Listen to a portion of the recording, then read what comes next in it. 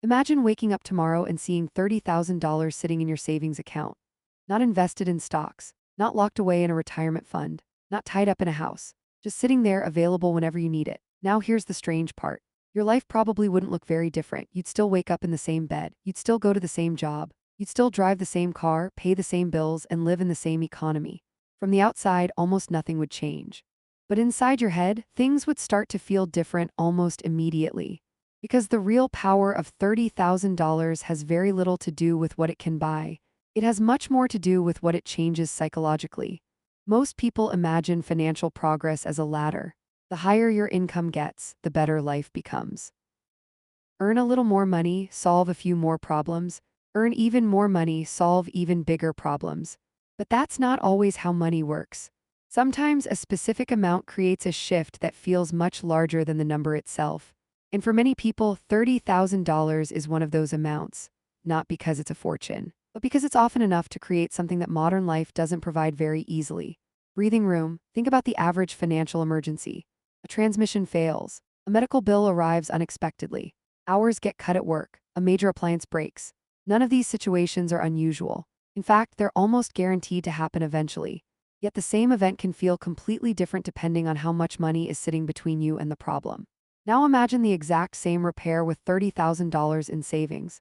You still don't enjoy spending the money. Nobody likes unexpected expenses. But the situation doesn't immediately threaten your stability. The repair becomes an inconvenience instead of a crisis. Nothing about the event changed. The only thing that changed was the amount of space between you and the problem. And that's where this entire story begins.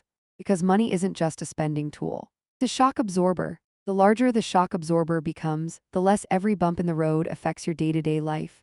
This idea shows up everywhere in economics, even when people don't talk about it directly. When individuals have no financial buffer, small disruptions create large consequences. When businesses have no cash reserves, small downturns can become existential threats. When countries have no reserves, economic shocks become much harder to manage. At every level of the system, the pattern stays remarkably similar. The people and institutions with the most flexibility are often the ones with the largest buffers, and flexibility is more valuable than it sounds, because flexibility creates options. Options create better decisions, and better decisions tend to compound over time. Behavioral economists have spent years studying what happens when people experience scarcity. One of the most fascinating discoveries is that scarcity doesn't simply affect what people have, it affects how people think. When resources become tight, the brain naturally focuses on immediate problems. That makes sense. If you're worried about paying rent next week, your attention should be focused on next week. The problem is that long-term thinking becomes harder when short-term survival consumes most of your mental energy. Researchers sometimes describe this as a narrowing of attention.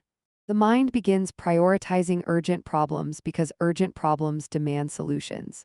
Again, this isn't a flaw, it's a completely normal human response. But it creates an interesting cycle. The less margin people have, the harder it becomes to focus on building more margin. Every decision becomes about managing today's problem instead of improving tomorrow's position. That's why financial stability often feels different before it looks different. The psychological changes usually happen first. When people build a meaningful emergency fund, they often describe a feeling that is surprisingly difficult to measure. Nothing dramatic happened, yet everything feels slightly less stressful. They sleep better, they worry less. Unexpected expenses feel smaller. Work conflicts become easier to navigate. Even daily decisions feel lighter. What's changing isn't necessarily their lifestyle. What's changing is their relationship with uncertainty. And uncertainty is one of the biggest invisible forces shaping human behavior. This is where the math behind $30,000 becomes important. Let's imagine monthly expenses of about $5,000. That means $30,000 represents roughly 6 months of living expenses. 6 months isn't forever, but 6 months is enough time to think, enough time to adapt, enough time to recover from setbacks without immediately falling into crisis mode. And time might be the most underrated financial asset in existence. Most people think wealth buys things. In reality, one of the first things wealth buys is time. Time to make better decisions. Time to wait for better opportunities. Time to avoid desperate choices. Consider 2 employees who both dislike their jobs. One has almost no savings. The other has 6 months of expenses saved. Technically, both have the same freedom. Neither is physically trapped. But psychologically, they're living in completely different worlds.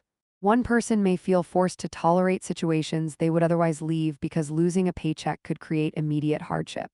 The other person has options, not unlimited options, just enough options to think differently. And that difference often becomes larger over time. Historically, this pattern appears again and again. During recessions, economic downturns, and periods of uncertainty, the people who fare best are not always the highest earners. Often they're the people with the most margin, the people with enough reserves to absorb temporary disruptions, the people who can afford patience when everyone else is forced to react. Because resilience isn't really about avoiding problems. It's about surviving problems without being permanently damaged by them. And that's exactly what savings represents: resilience stored in financial form. This is also why the journey from $0 to $30,000 often feels bigger than the journey from $30,000 to $60,000. The first $30,000 changes your position. The second $30,000 increases your comfort. Both matter, but the first threshold creates a psychological shift that many people never forget. For the first time, life stops feeling quite so fragile. What really changes after you save $30,000? The answer isn't a luxury lifestyle. It isn't early retirement. It isn't financial freedom in the way people often imagine it. The biggest change is that your life gains margin. You gain breathing room, you gain flexibility, you gain time. And in a world where so many people are operating under constant financial pressure, those things are often worth far more than they appear on a bank statement. Because eventually money stops being about what it can buy. It becomes about how much uncertainty it can absorb. And for many people, $30,000 is the point where that difference finally becomes impossible to ignore.